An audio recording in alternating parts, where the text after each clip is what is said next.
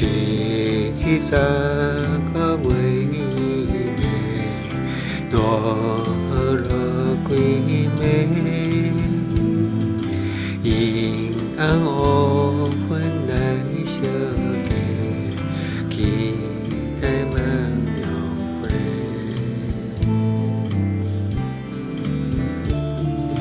mang theo quê mang theo quê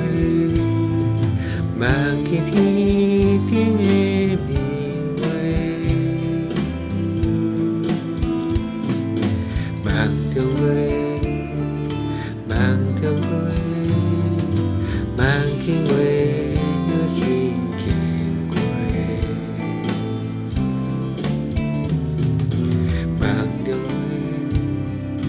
mang theo quê mang khi quê nhớ chưa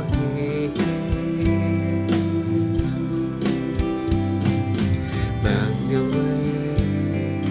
mang theo quê mang theo ta đi lại trở về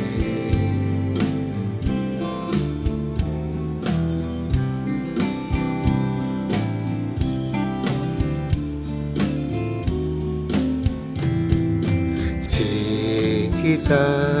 có quê mẹ đó là quê mẹ yên áo ô quên đại xưa kề khi em mang lòng về